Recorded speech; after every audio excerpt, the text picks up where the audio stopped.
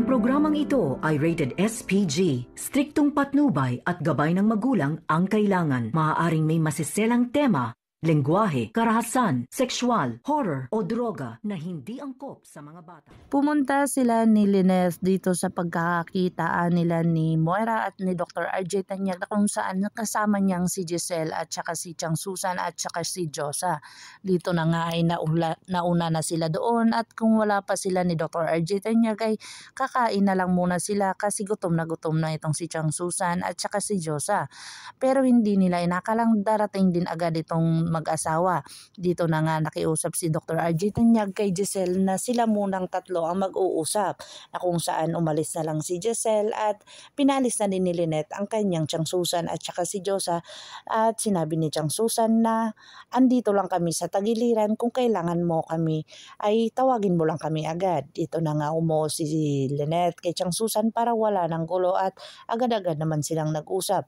Nanghingi na ng tawad itong si Moira Tanyag na kung saan sinabi ni Lynette dito na hindi ka panipaniwalang manghingi ng tawad itong si Moira.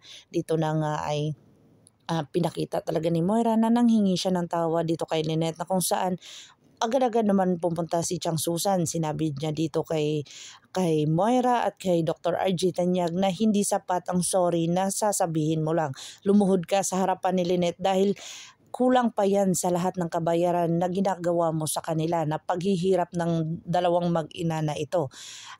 Kulang na kulang pa yan at dito na nga ay lumuhod na si Moira sa kanilang harapan at wala na silang magawa dahil ginawa na ni Moira ito. At nag-usap na si Dr. RJ Tanyag at si Giselle na kung saan sinabi ni Giselle ang katotohanan kay Dr. RJ Tanyag na napakasinungaling ang kanyang anak na si Zoe.